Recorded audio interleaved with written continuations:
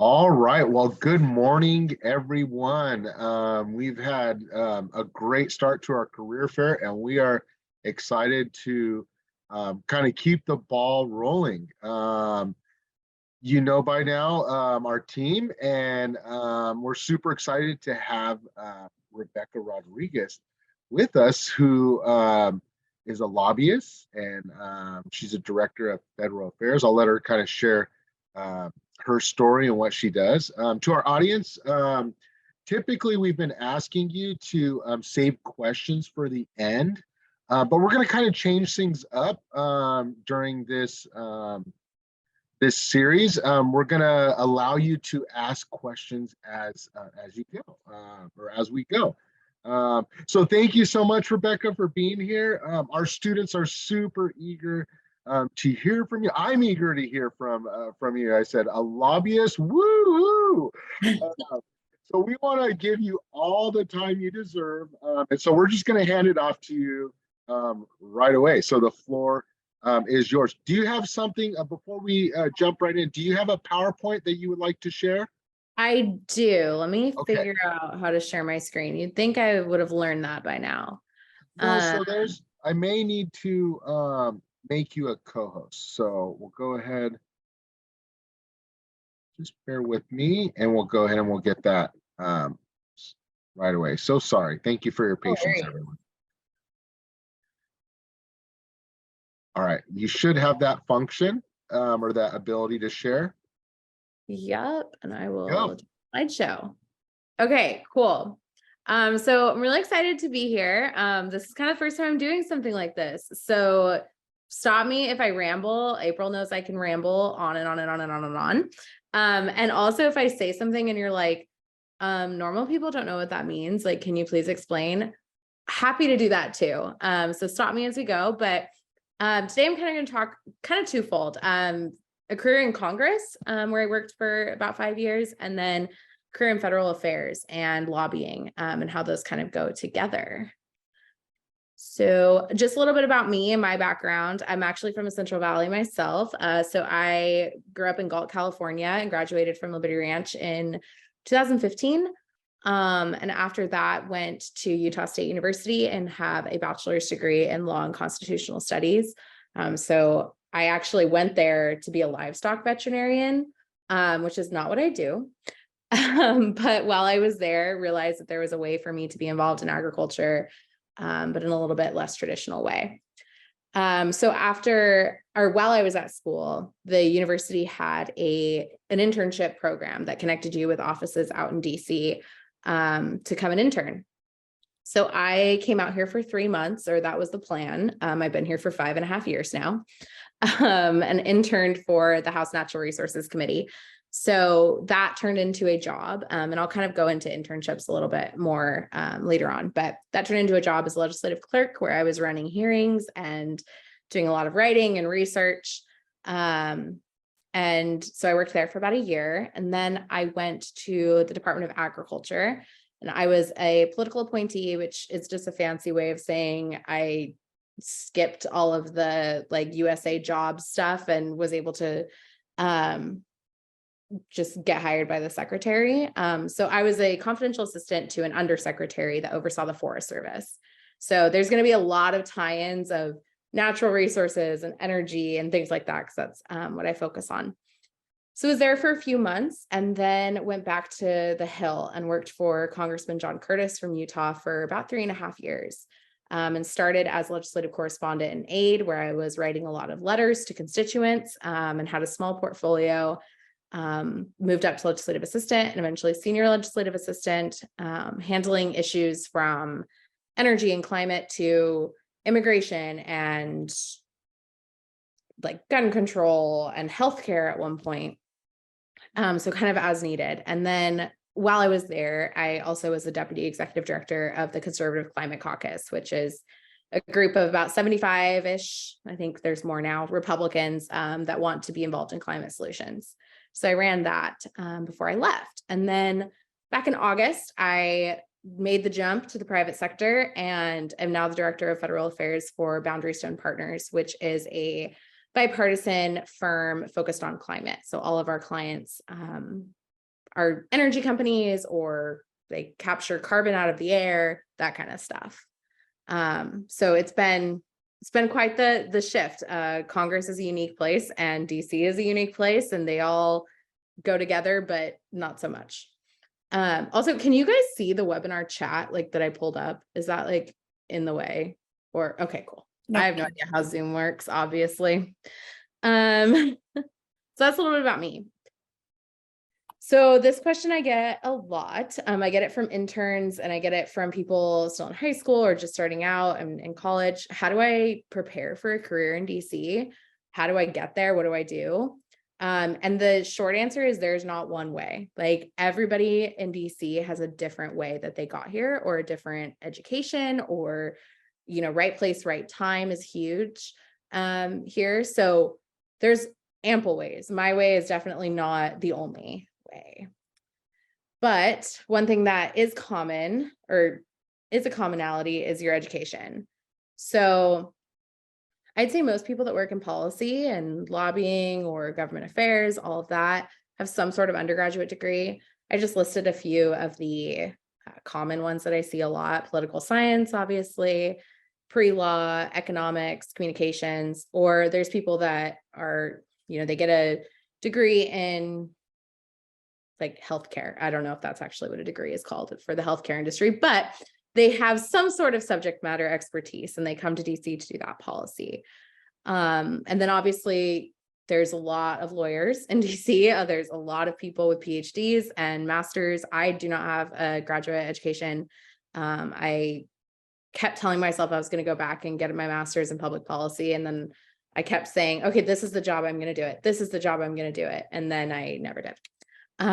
But they definitely have major benefits, you know, especially off the Hill. There's financial reasons to get a graduate degree. But these are just some of the common ones that you see: public administration, public policy, or PhDs in specific policy areas. I work really closely with a PhD in chemical engineering. I'm so glad she understands some of the things that she does, because I have no idea what our clients are talking about sometimes when it comes to the science and techie side. So there's definitely a wide range of ways to come out to DC and start working. Let's see. Okay, so you've got your education. What's next? Internships are huge. There are probably more interns in DC than there are like anybody in DC, honestly. Every office, be it congressional, in the executive branch, you know, charities, NGOs, things like that, they all have interns here. And I definitely recommend an internship. One of my favorite things that somebody told me was, in New York, you're measured by how much money you make, and in DC, you're measured by how many connections you have, which is true. When I got this job, I had to really go through and say, like, here are my connections on the Hill. This is what makes me valuable.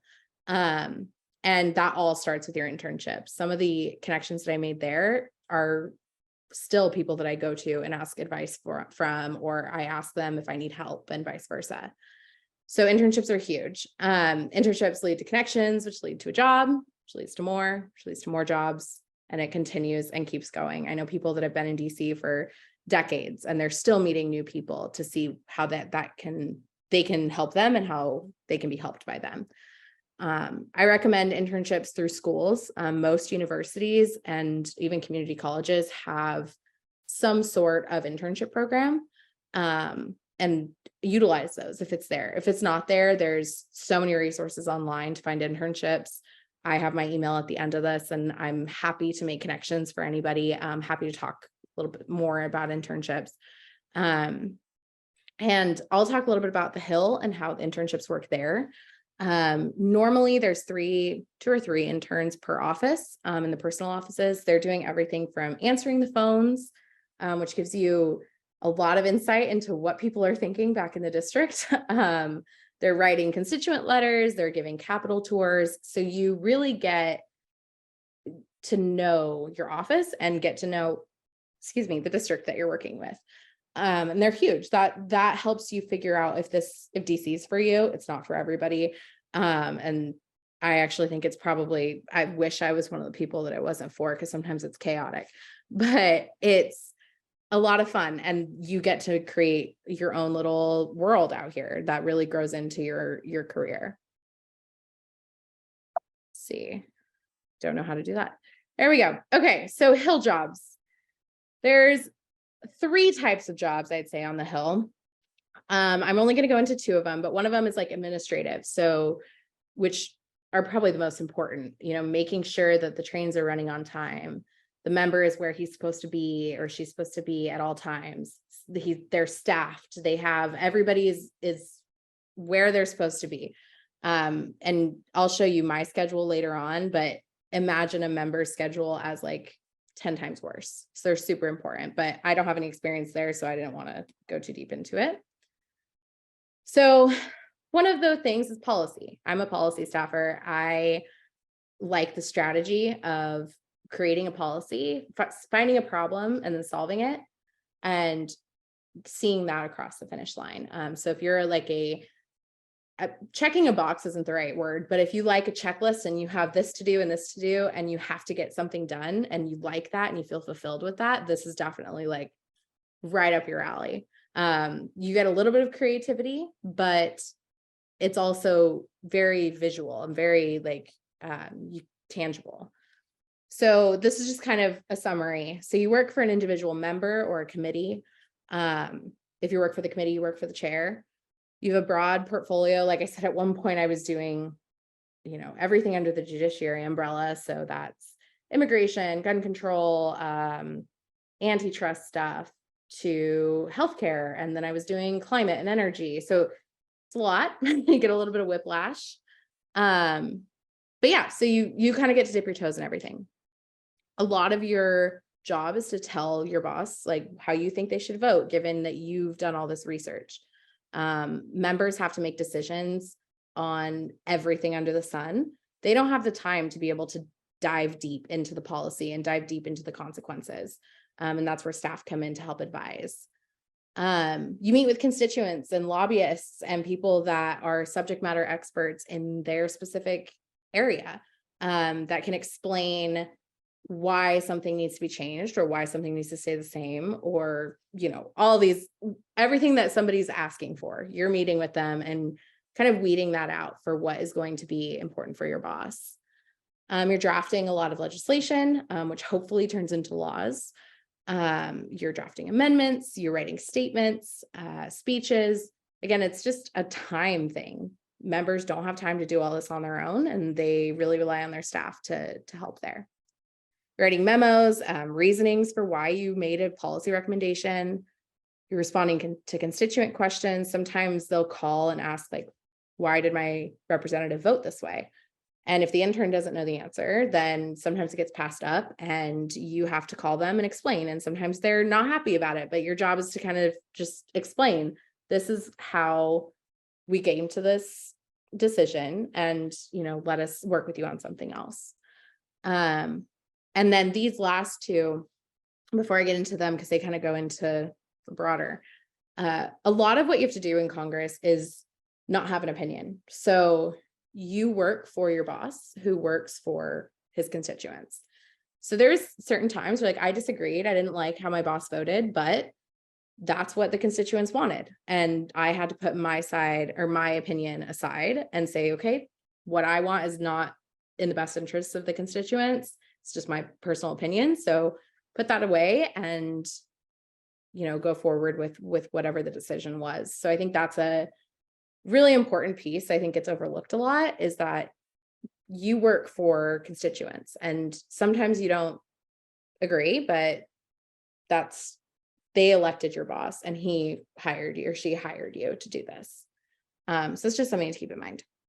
So these 2 kind of go into what I do now, but a lot of what you do as staff to be able to make sure that your boss's priority gets across the finish line is develop coalitions and work across the aisle with the other party, work with leadership, work with lobbyists, industry, constituents, all of these things, so that everybody's on board.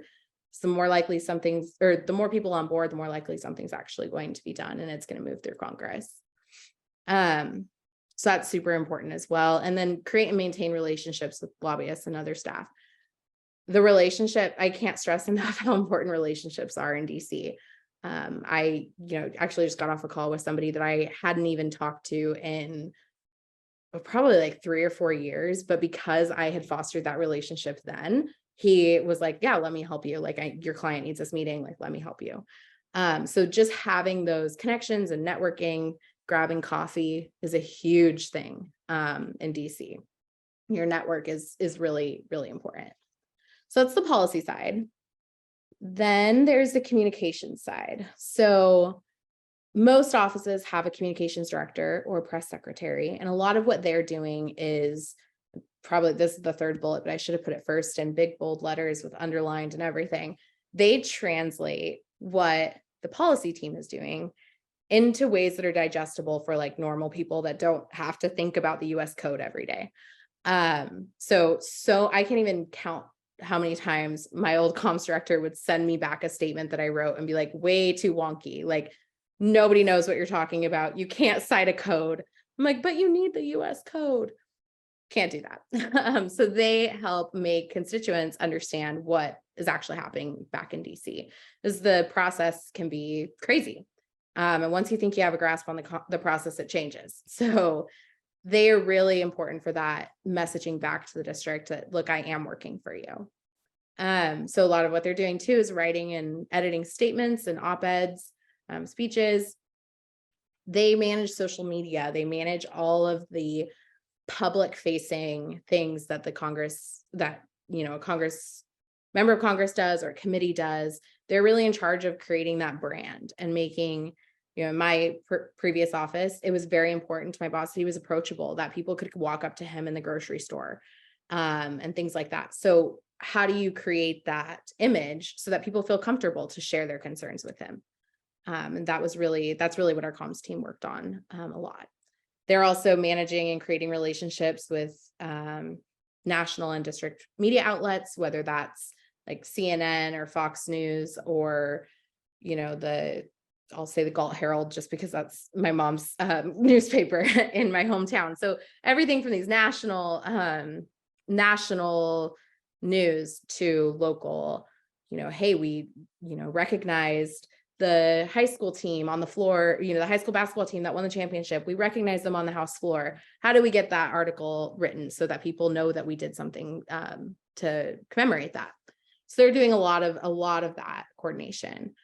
And then responding to both negative and positive press inquiries. I don't know how clued in everybody is to politics right now, but things are just a little bit heated. The tensions are a little high. And so sometimes there's some article that comes out that may not be how you want your boss to be framed. If they may have said something that you wish they wouldn't have, or misspoke or something like that. And they have to really respond to that and make sure that everything gets fixed as much as you can. So those are kind of the two prongs. And obviously you work super closely together so that there's not any crazy mishap. Okay, life after Congress. Now these are the questions I get asked now. What happens after you leave? Because it sucks you in. The Hill sucks you in. It's so much fun, and there's a lot of camaraderie. As much as polarized as politics is right now, it's not that way in DC. I mean, for some people it is, but for most of the staff, there's this camaraderie of look, we're going to be here until 2 a.m. today. Let's go get pizza. Who cares who you work for? That kind of thing. So there is a life after Congress. Believe it or not, your work-life balance does get a little bit better, but I put for now there for a reason. There's this revolving door in DC that people leave the Hill and they go back, or they leave the Hill and they go to the administration, or they leave the administration and vice versa.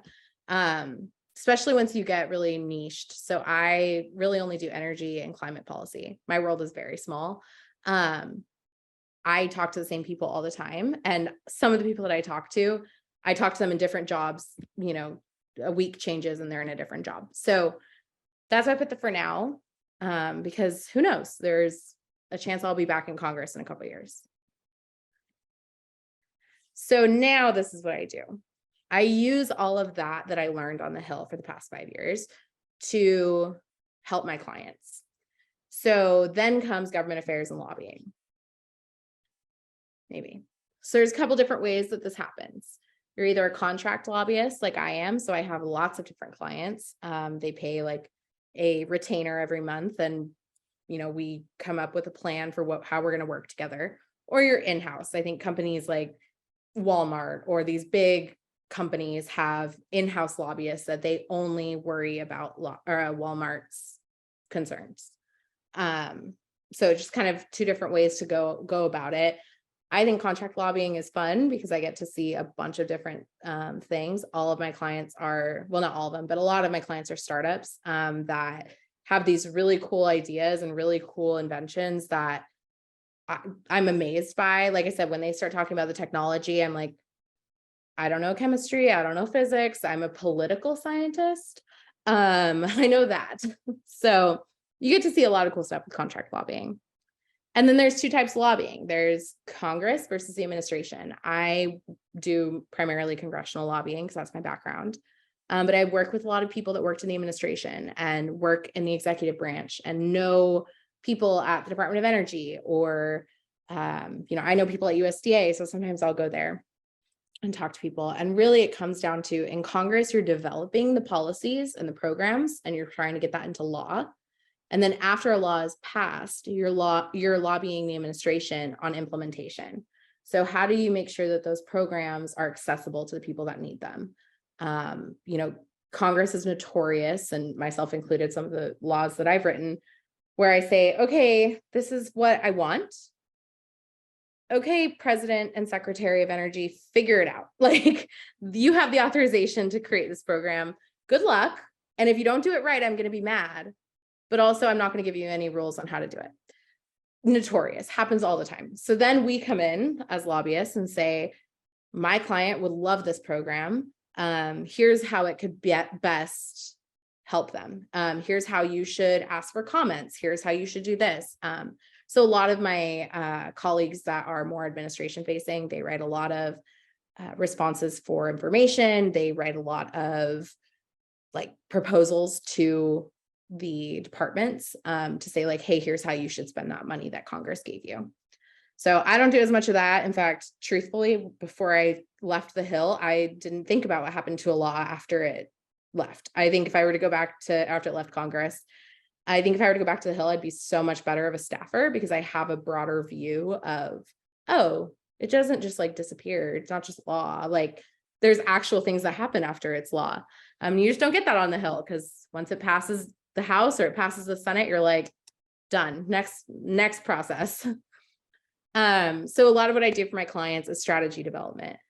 If my client is deploying their technology in a specific district, I go and make that connection with that member of Congress or with that senator. And I talk to their staff and I educate them, or I bring my client in so that they can do that. And I come up with a plan. Okay, you're going to come into DC for a week, and this is who we're going to meet with. This is what you need to say. This is what not to say to this member. So a lot of it is going off of what I learned before and what I continue to learn to help my clients be able to present their case the best. And utilizing the connections that I made. Tomorrow, actually, and I'll show you a day in my life for tomorrow, I'm meeting with my former boss. So I'm going in, and I'm super excited about it. I haven't been able to do this yet, but going in with one of my clients. And so obviously for him, I know what to say. I know what he's interested in. And because I know his office really well, when I called and asked for a meeting, they were a lot more happy to do it than if I was just cold calling somebody I didn't know. So again, those connections and networking in DC is huge. Provide guidance on the Hill and administration processes. This probably is no surprise, but it's a black box. Like, people have no idea what happens in Congress. I know there's the saying that there's two things you don't want to see how they're made: sausage and laws. It can be chaotic. And if that's not your job to understand it or to be able to navigate it, I can't even imagine. So my job is to come in and say, hey, they're having a hearing on this. Here's what that means. Here, they're marking up a bill. They're going to pass it out of committee. Here's what that means. And here's where we should, not only here's what it means, but here's how you should engage with it. If they are having a hearing, we should offer to be a witness, things like that. So really just giving some guidance there. Facilitate conversations. Sometimes it's things called fly-ins where my clients actually come out to DC and we go and do 3 days of Hill meetings. Or sometimes it's like I'm sitting at dinner with and a member just happens to walk in. He recognizes me. I say, hey, I actually have a client. Let me call them really quick. Sometimes it's things like that and just on the spot. Represent client interest on the Hill. Sometimes my clients aren't in town and I have to go up. So I have to know enough about my client to be able to explain what they need without them there and explain what their company does and why it's beneficial for a member or a staff member. I write memos on legislation, section by sections is what I call them, and where I read through all the like gross, like change this, tweak this language here, and looking at the US code so that clients don't have to do it. I wouldn't wish it on my worst enemy, so I'm happy that I can do it for them.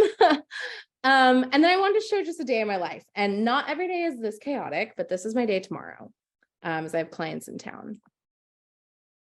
Let's see. So this is my schedule tomorrow.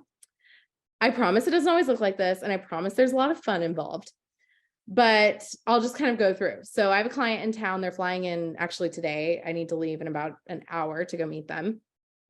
I always put a do not schedule from 9 to 10 because chances are something's going to happen and I have to be able to have some time. We're meeting with Senator Feinstein's staffer, and then I have an internal that I need to call into. Then I have another meeting with a different client on the phone. Lunch and travel for everybody's safety, because if I'm hungry, it's not going to go well for anybody. And then a meeting with Senator Cortez Masto from Nevada's staff. Like, I promise these probably seem like random names. This is part of that strategy of we can't go meet with all 535 members of Congress, but we can meet with the ones that we need to. Travel time, we're going to the Department of the Interior, meeting with the Deputy Assistant Secretary on some issues that they're having. We're coming back and we have three meetings all at the same time. So that's really exciting that I'm noticing that now. So we'll split and divide and conquer. And then I have a reception for another member. So I'll be able to go and talk to him about my client's interests as well. And then a dinner with the client. So it's a little bit, like I said, a little bit chaotic. Not every day is like that. Today I had some internals, I have this, and then I have to go back up to the office. But all of it is like organized chaos, luckily, finally, because sometimes it's just chaos.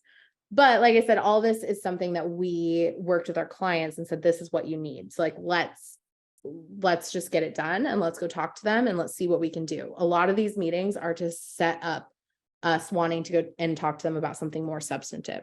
I always do intro meetings where it's just, hey, no asks. As a former staffer, I love a meeting that comes in and says, I don't need anything from you. Just want to let you know we're here to be a resource. These are the best meetings. So that's what a lot of these are. So then maybe in a couple of months, we'll bring this client back to go talk to the same people so that they have that network and those relationships as well, because they need them. So that's kind of all encompassing what it looks like to be a lobbyist in DC and to work in Congress. I didn't really talk about the administration experience because it was only there for a few months, and a lot of what you're doing there is reading and writing letters, and you do that on the Hill as well. But that's kind of it. And I put my email here as well. Anybody's welcome to reach out. I'm more than happy to talk about it more in detail, especially if there's a specific policy interest that you're looking for. Or if you're just coming to DC and you need a Capitol tour, I'm sure I can find somebody to give you one. But yeah, that's all that I have prepared. So if there's any questions, I'm more than happy to answer or not. However, thank you so much, Rebekah. This was awesome. I mean, looking at your schedule, all I could think was, wow, she set aside time for us and our students. That means so much to us. We really appreciate it. I learned so much. Anyone have any questions? I don't mind getting the ball rolling. I always have a lot of questions. Yeah, that's a good question. So, starting like for students in our high school, like where would they start, or like what kind of internships or jobs, or how can they basically kind of get their foot in the door if they want to start working towards this? Because I know there's a lot of school, like post-secondary work that Yeah. schoolwork that we'll do, but what can we do now in high school to kind of get ready for that? So there are internships out in DC that are for like either recent high school grads, and normally you have to be 18 just because you're moving across the country for a lot of people. So looking into those is huge, but then just reaching out, like cold calling your member or your member's office or your senator's office and just saying, hey, like, I'm just interested in getting involved. Working on campaigns is a huge way to get involved. If you find a member that is running, and members of the House have to run every 2 years, so there's always somebody running. Getting that foot in the door. There's a lot of people that I know come out to DC after working on the campaign, and that's a completely different world. I've never worked on the campaign side, but that's a great way to start making those connections. Because like I said, it's really about who you know and right place, right time. So just letting people know that you're interested. I'm actually interviewing for internships right now, for an intern to come help me. And I've been getting people that I haven't talked to in years are like, hey, here's this person that is looking to get started, looking for an internship. Like, would you at least talk to them? So starting those relationship building now is huge. Probably the best advice I can give is like, have a trajectory and go find people that are already doing that, and then talk to them and ask them to be a resource. That's awesome. Thank you so much. I love what you said about networking and how you really emphasize that. That has been in my personal career, that's been key is networking with people, taking the initiative. And so I just want to encourage our students and our listeners. I mean, you heard it from the source. You heard it from Rebekah that networking is such a key part in your post-secondary life, and whatever that is. If you don't want to go into government or this type of industry, if it's another industry, start networking. The other thing I was thinking about is wow, it seems like you're someone who really takes the initiative. I heard you talk about picking up the phone and just calling people, and so take the initiative, students, and pick up the phone or introduce yourself. It can open up just a ton of doors. I remember my first job was through a network position. I was a intern for Defense Contract Audit Agency, which is DCAA in Mountain View. And that was such a cool job. It was just through networking. So any other questions? Just real quick on that as well, on the like taking initiative, the worst thing, and I have this conversation a lot, even when people are talking about how do I get a raise? How do I do this? Like the worst thing somebody can say is no. And at worst, they're going to be like, oh, at least they stood up for themselves. At least they asked. At least I know that they're interested in this. You might not always get your way or get what you want, but at least there's that interest. And so you might as well just do it. The worst thing that can happen is they are like, you never talk to them again because they don't pick up, or, it doesn't go well. Okay, well, you weren't going to talk to them anyway if you didn't ask. So there's always a benefit to just doing it and just asking.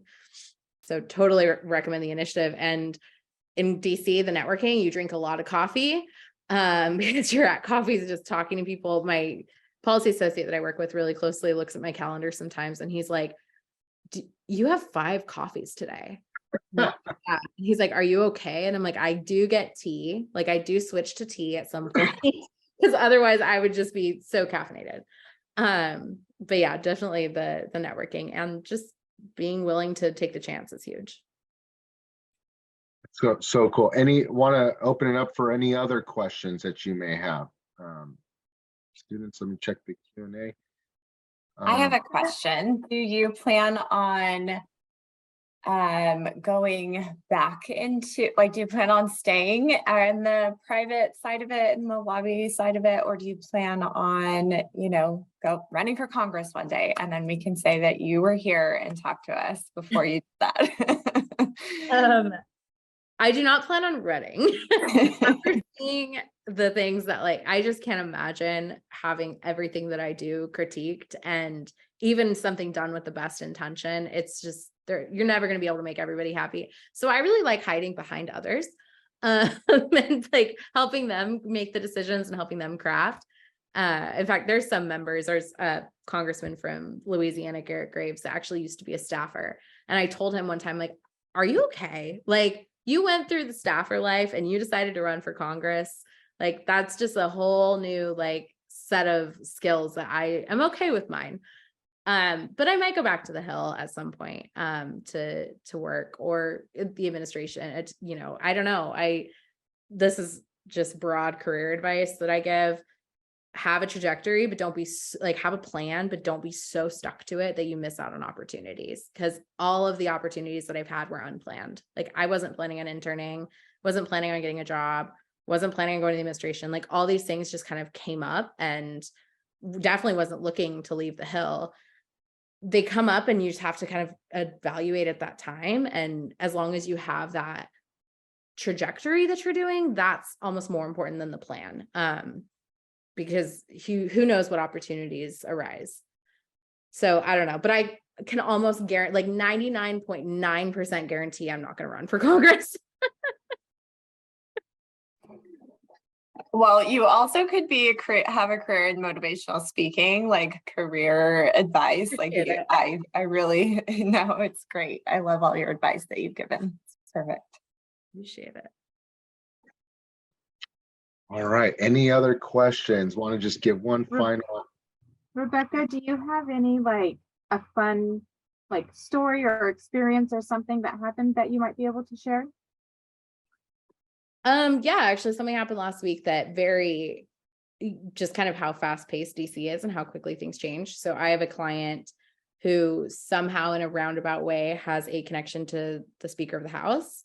So all of a sudden I get this text being like, hey, do you want to go to dinner with Speaker McCarthy on Tuesday? And I'm like, well, first of all, I go, is it a fundraiser? Because I don't want to have to pay to go to dinner.